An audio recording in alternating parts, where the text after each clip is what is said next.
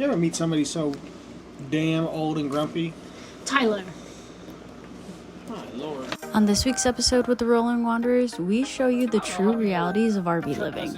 We uncover a water issue which is every RVer's worst nightmare, and this week we also make our way to Central Florida, so we will be covering our full RV travel day checklist in detail. But it doesn't end there, because our travel day wraps up with us ending in a campground that's too tight for our rig, but it's all part of the dream, so stay tuned to see what happens. Alright, so where Tylor and I are staying right now, there's a sushi spot that's literally so good right across the street, and happy hour ends at 6 o'clock. It is now 5:40.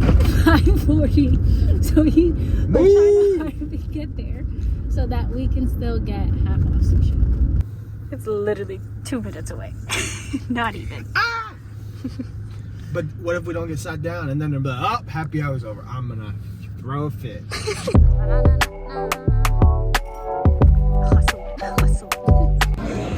You said if we ever stop traveling, what are we gonna do? I said we're gonna be boring, and then I said I'm gonna be building stuff on the property. I'm gonna be building a pool. I'm gonna be building a golf simulator.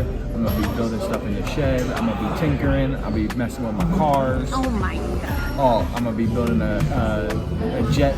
A jet? A what? I'm gonna be starting building a bush planes.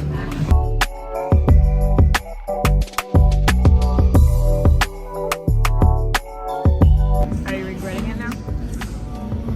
Not yet, but it's happy hour, so we got two. Huh? No. The sushi got the best of you. I don't know what's wrong with me.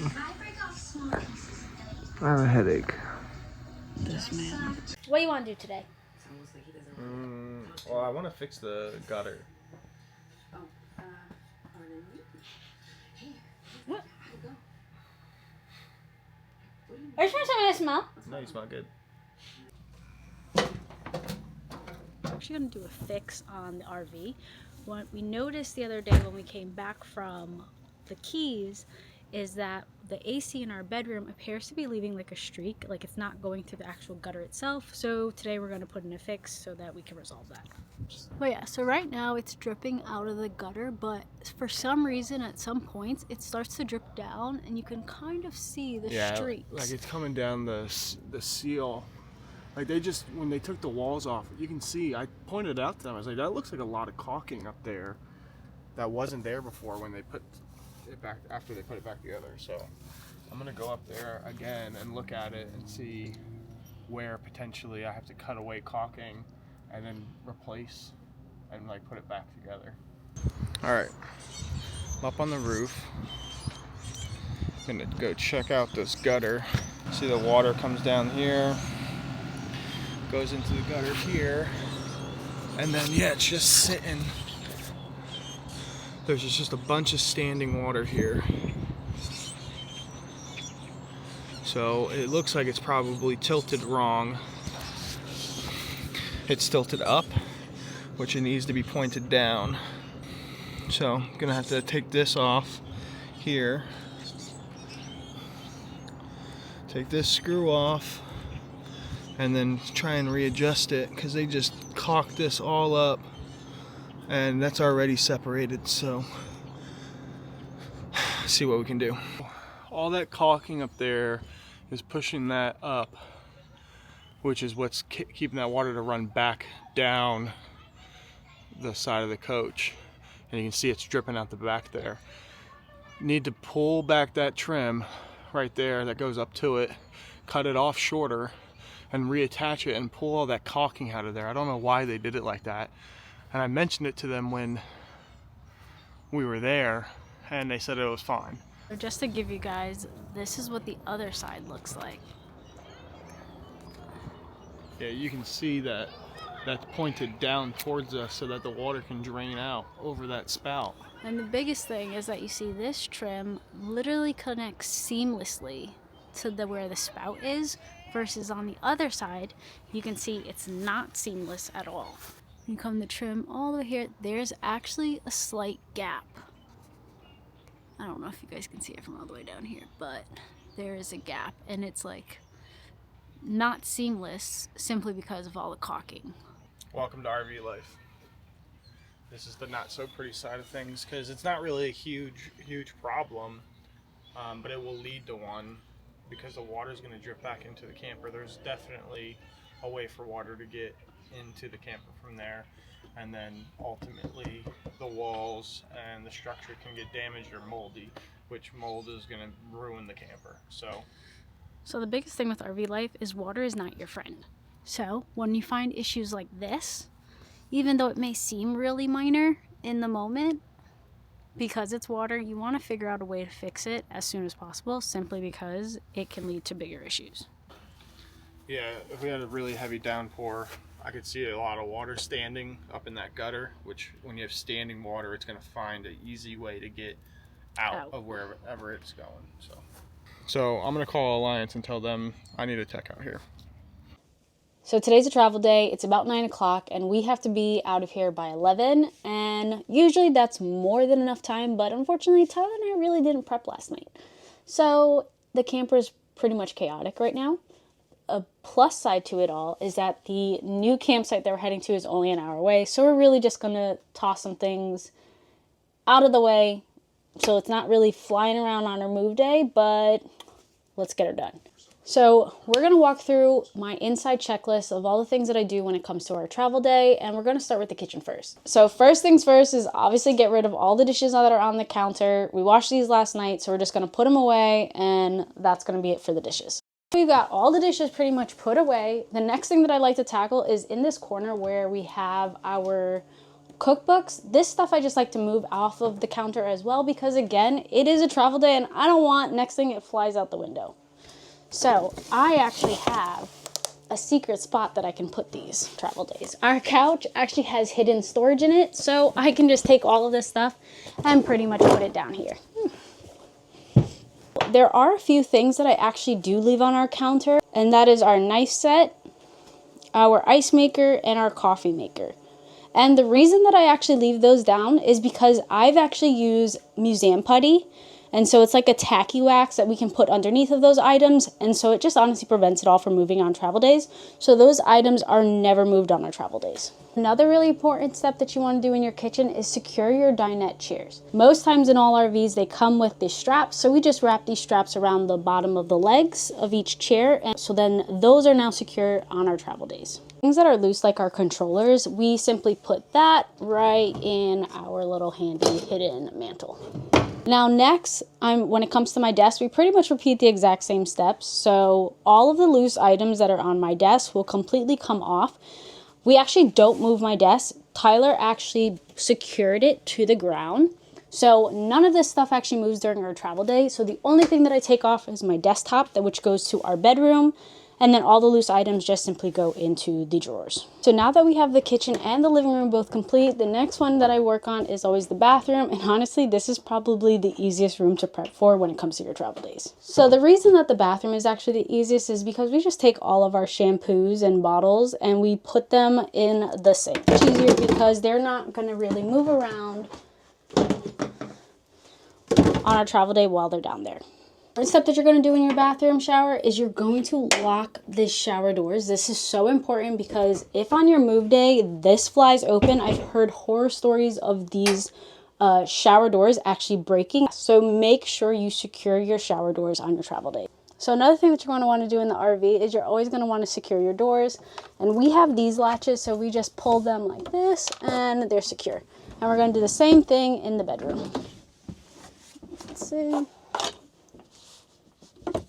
Boom. And I know I've talked about this in our previous video, but because we're traveling, obviously you're going to turn off all of your AC units. There's no reason for that to be running and you're not really hooked up to power. So turn those off as well. And as always, lights off. The one last thing that I like to do before we bring in the slides is do one quick sweep, because you just always want to check to make sure there's no debris that's under your slides or anything that could actually break your slides. But that pretty much wraps up our travel day checklist. So once we're all done, we'll bring in the slides and it's time to hit the road.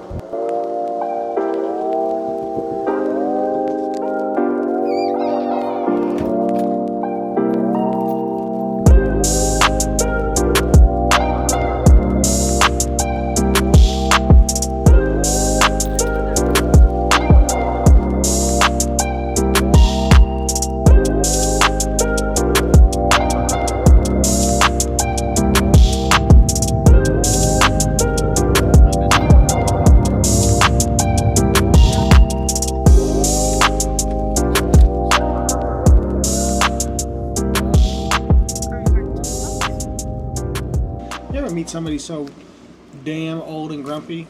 Tylor. My lord. So we just arrived at our new camp spot, and It was built in the 70s when they didn't have bigger than 30-foot trailers.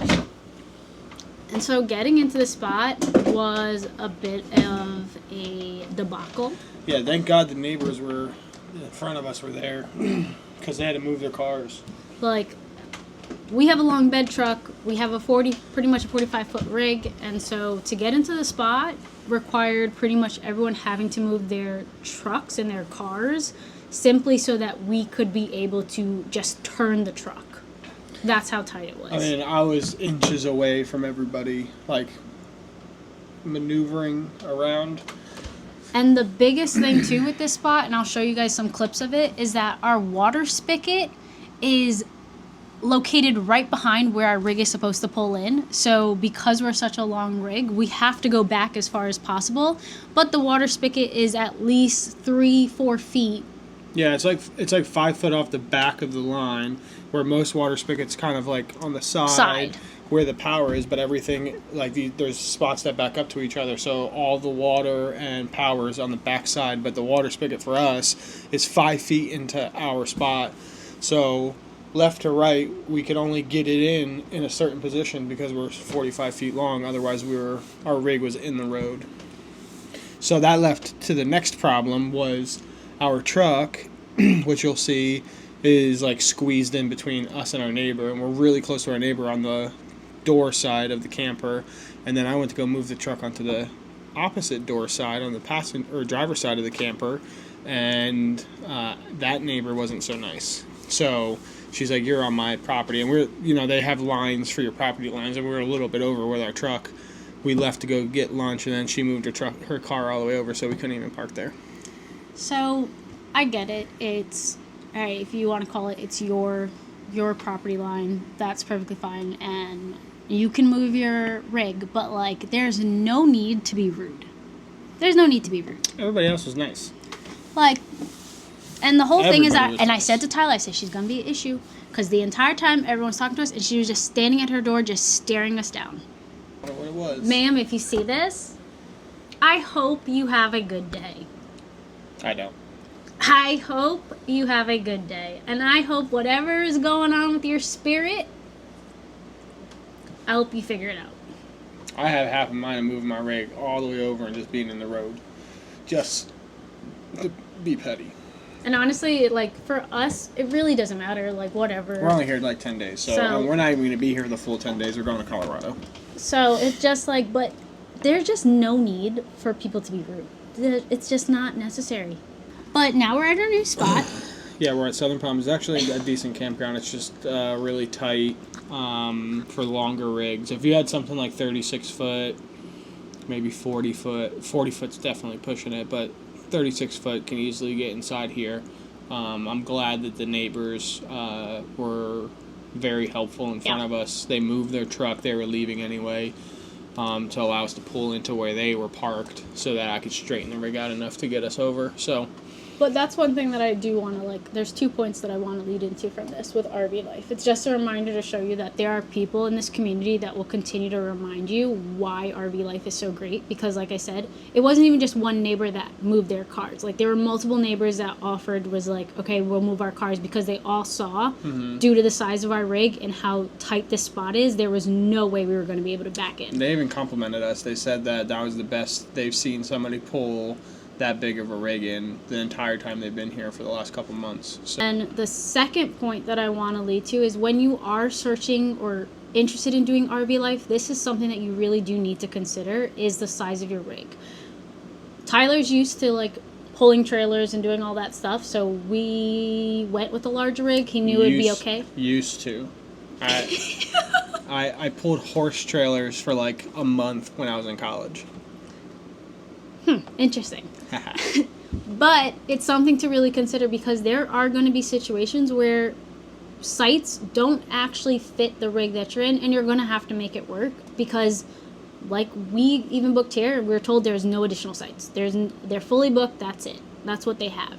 Even though we can look around and see other plenty of available No, sites. I think we would have been able to move, to be honest.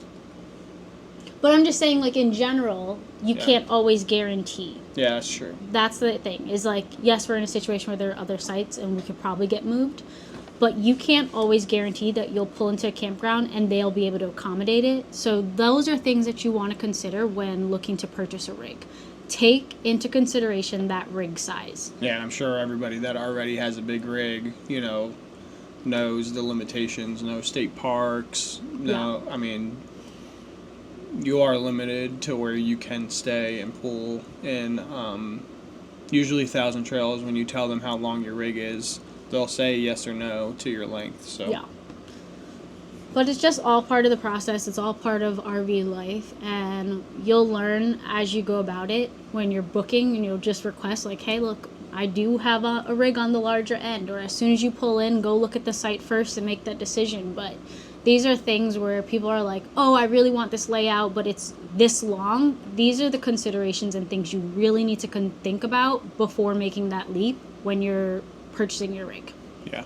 I will say, though, with the double axles and the longer length, it is easier to back up a longer trailer than it is a shorter trailer, because the amount of turn reacts less than a smaller trailer. So if you have a bumper pull or you have a single axle, you see people on boat ramp videos all the time of people all over the place. That's why it's either a single axle trailer, it's shorter. With this double axle longer length, you have more reaction time for your turns, so it makes it a little bit easier to back it in when you do have room. But when you don't have room, you do have to just be careful. I mean, I just took it really slow. Everybody was very helpful around us, and figure it out. I mean, you'll get good with backing in and those situations as time goes on. Yeah, and another thing, like, don't get stressed, because that 100%, if we're both not level-headed, that could have been a very stressful situation. The only thing, I had to pee the whole damn time. The whole time. And then everybody kept coming up to talk to him, and I knew he had to use the bathroom so bad. Yeah, everybody was like, oh, hey, how you doing? Everybody that helped us out wanted to talk to us. I was like, you know, that's fine, but I had to pee. But, again, it's just, these are things that you don't really think about, but things that you should be thinking about when it comes to RV life. And like I said, again, this could have been a far more stressful situation. Thankfully, we're both pretty level-headed and nothing really phases us. So, like he said, take your time. Doesn't matter how long it takes you. People around you are bound to come and help and offer any suggestions. Now, granted, don't just go up to someone and be like, hey, you want my help, or start giving directions without asking. But more times than none, it's always going to be welcomed otherwise. Yeah. Everybody in the RV community is nice. I would say 95% of the time. She's the only person that we've met that we're not a fan of. I don't think we've met anybody else that's been an issue. No. And we've been doing this for 8 months. So, one lady ruined our streak for 8 months. Yeah. Thanks for following this journey, y'all. Hope you guys enjoyed this video, and stay tuned because this week, like Tyler said, we're heading to Colorado. We're going to be going up for Steamboat Music Festival, so it's going to be a little bit different. We're trading in our RV wheels for wings.